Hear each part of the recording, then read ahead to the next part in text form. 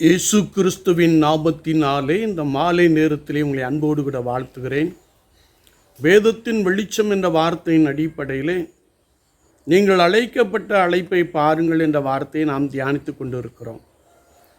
இன்றைக்கும் உபாகமத்தின் புஸ்தகம் 12ஆம் அதிகாரம் 7ஆம் வசனத்தை நாம் வாசிக்கின்ற பொழுது, ஆலயத்திற்கு செல்ல அழைப்பு.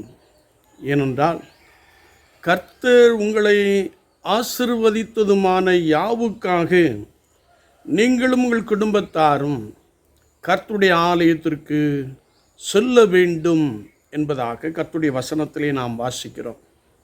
நாம் நிர்மூலமாகாதிருப்பது கர்த்தருடைய கிருபை. ஆண்டவர் ஒவ்வொரு நாளும் நம்மை தமது கிருபையினாலே நன்றாய் நடத்தி வருகிறார். குறிப்பாக இம்மட்டுமாய் நம்மை நடத்தியிருக்கிறார்.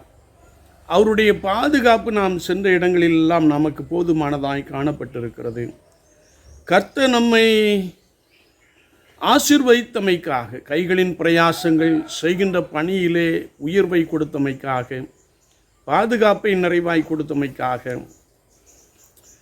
நம்மை ஏழ்மையிலிருந்து நல்ல உயர்த்தி ஆசீர்வதித்தமைக்காக நாம் ஆண்டவருக்கு நன்றி பலிகளோடு கூட கர்த்தருடைய ஆலயத்திற்கு செல்ல வேண்டும்.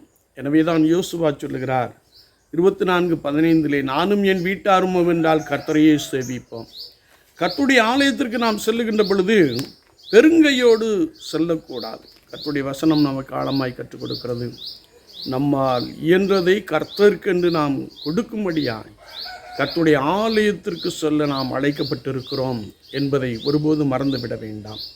ஒவ்வொரு நாளும் கர்த்தர் உங்களை நடத்தி வந்த பாதை எண்ணி பாருங்கள். ஆண்டவருக்கு நன்றி பலிகளோடு கூட கர்த்தருடைய சமூகத்திற்குள்ளே பிரவேசியுங்கள். கர்த்தர் உங்களை மென்மேலும் ஆசீர்வதிப்பாராக. ஆமீன், ஆமீன்.